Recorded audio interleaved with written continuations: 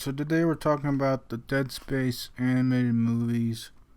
I've been wanting to talk about like movies as well on the channel for a while, but I've been very busy with the video games, and I figured this would be a good like sort of transitional video game movie video.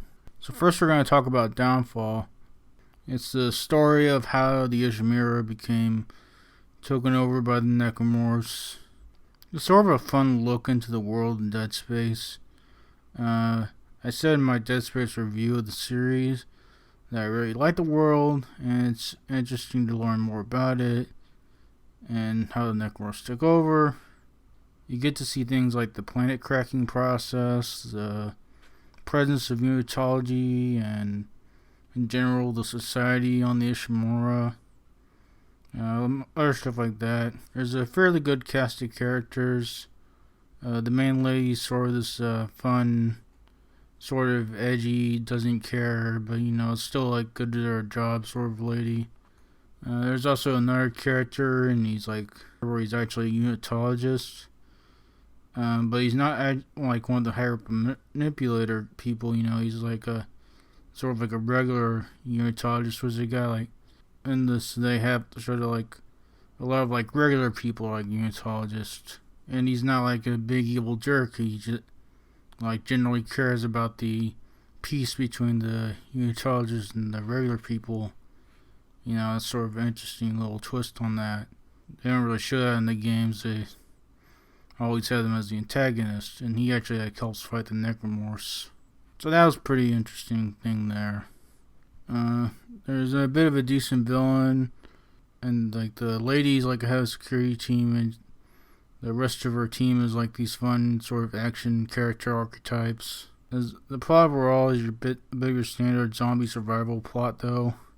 Oh, there is a bit of a twist, and they're doing the standard, like you can't just kill everybody to stop the spread thing, But we know that does spread eventually throughout the series, so it's a bit of ironicness there.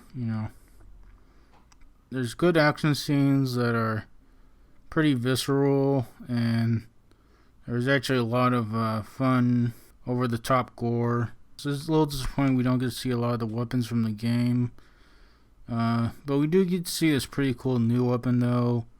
It's sort of like a plasma chainsaw, and it's pretty fun. Since Callisto Protocol has melee combat, maybe we could see a bit of an homage to that. The aesthetics are nice, and they match the style of the games, but they also have a good cartoon stylization. It's really reminiscent of the Batman animated series. And apparently one of the lead guys was someone who worked on Batman TS and Batman Beyond and some of the other DC animated universe stuff. So you can really tell there. Overall, this is a fun prequel to the games, and it's good to get a peek into the world of Dead Space. It's a fine time. It's not really groundbreaking. I'm giving this an 8.1. And I'm using temps because I don't really feel like I know movies as well. Anyway. Next we have Dead Space Aftermath. And this is a tale of another ship that becomes infested by necromorphs when they salvage some of the remains of the marker in Dead Space 1. And it also shows the origin of Strauss from Dead Space 2.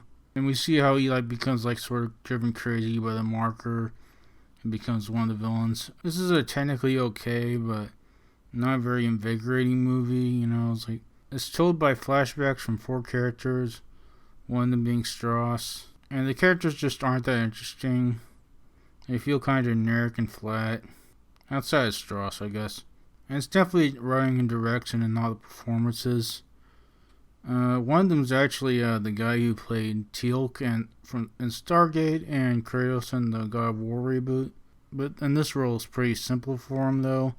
He's like this guy who in the marker's showing visions of his dead daughter to him, and he's going all crazy, and he spends most of his time yelling Vivian. I won't again hurt you, Vivian. Where's Vivian? Vivian! Vivian! Boy! Also, the actor who plays Strauss is the same guy from the game. It's kind of annoying that it's kind of the same plot from the last movie.